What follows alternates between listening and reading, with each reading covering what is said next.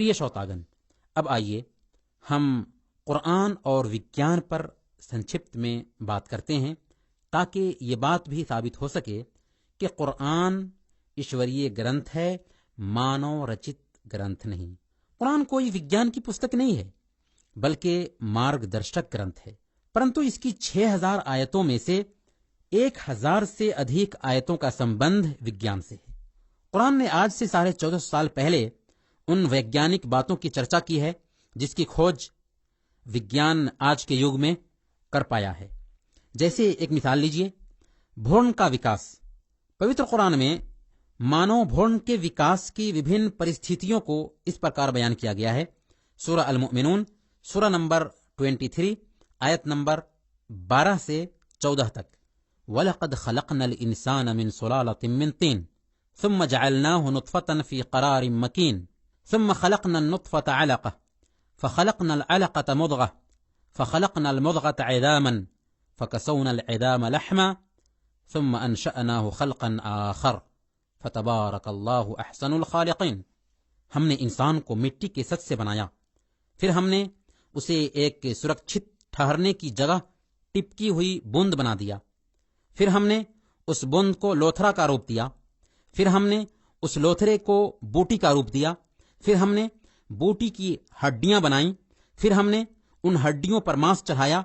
फिर हमने उसे एक दूसरा ही सर्जन रूप देकर खड़ा किया। अगर कोई कहता है कि कुरान मोहम्मद सल्लल्लाहु अलैहि वसल्लम की रचना है, तो उसे सोचना चाहिए कि आज से 1450 साल पहले मोहम्मद सल्लम को यह कैसे पता चल गया कि मां के पेट में गर्भ का विकास कैसे होता है।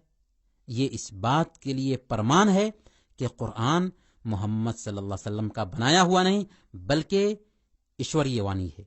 इसीलिए कनाडा यूनिवर्सिटी के एक प्रोफेसर मोरे इन आयतों के संबंध में लिखते हैं, हमारे लिए स्पष्ट है कि ये तथ्य मोहम्मद सल्लम पर अल्लाह की ओर से ही आया है, क्योंकि भ्रूण की खोज मोहम्मद सल्लल्लाहु अलैहि वसल्लम की मृत्यु के बाद ही हुई है। यह हमारे लिए स्पष्ट प्रमाण है कि मोहम्मद सल्लल्लाहु अलैहि वसल्लम अल्लाह के भेजे हुए संदेष्टा हैं। एक दूसरी मिसाल लीजिए, तकलीफ और कष्ट खाल को होता है, गोश्त को नहीं। प्रोफेसर तेगासान ने जब सन 1995 ईस्वी में सऊदी अरब के रियाद में आयोजित एक सभा में कुरान की इस आयत पर चिंतन मनन किया। आयत क्या है? सूरह निसा आयत नंबर 56।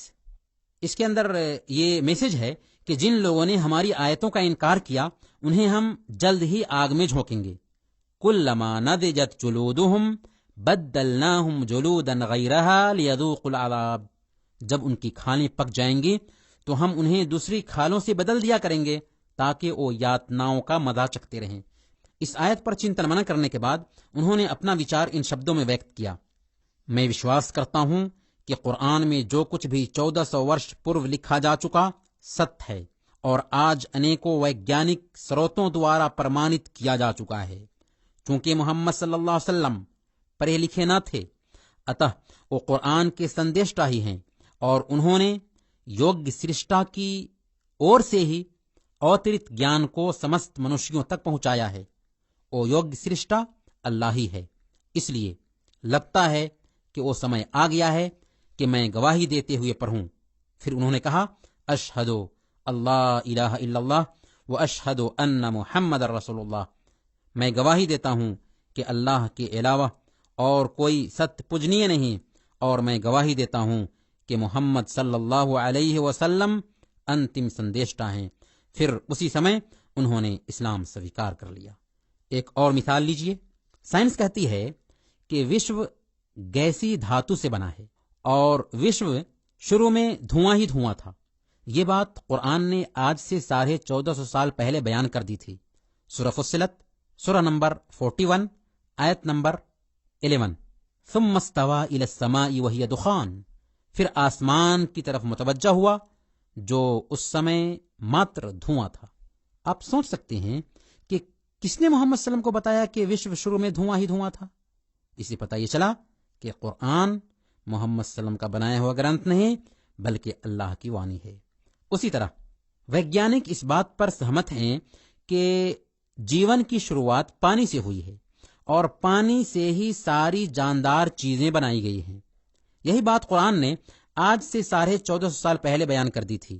سورہ انبیاء سورہ نمبر 21 آیت نمبر 30، وَجَعَلْنَا مِنَ الْمَاءِ كُلَّ شَيْءٍ حَيٍّ، ہم نے پانی سے ہر زندہ چیز کو پیدا کیا۔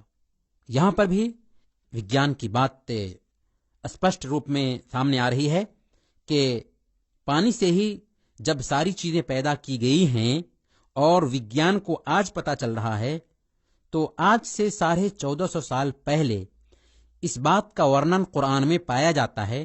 یہ اس بات کے لیے پرمان ہے کہ قرآن ایشوانی ہے، اللہ کی اور سے اوترت گرنتھ ہے۔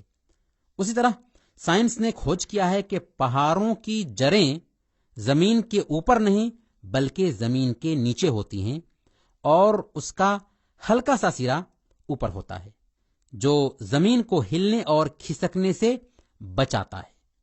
یہ بات بہت پہلے قرآن مجید میں بتا دی گئی ہے۔ سورہ انبیاء سورہ نمبر 21 آیت نمبر 31، وَجَعَلْنَا فِي الْأَرْضِ رَوَاسِيَ أَن تَمِيدَ بِهِمْ، ہم نے زمین پر پہاڑ بنا دیے تاکہ انہیں لے کر بھلک نہ جائیں۔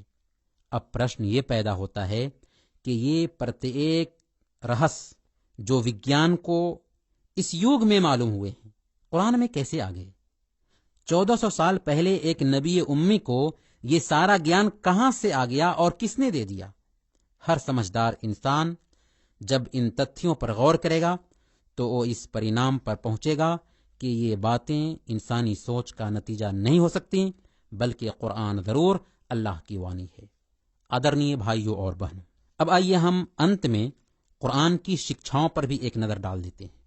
قرآن ایک ایسا گرنتھ ہے جس کی شکچھائیں ہر یوگ کے لیے ویوہارک آدرش ہیں، اسی لیے وہ اپنے لائے ہوئے دھرم کو دین الفطرہ ارتھات ویوہارک دھرم کے نام سے مانو کے سامنے پرستت کرتا ہے۔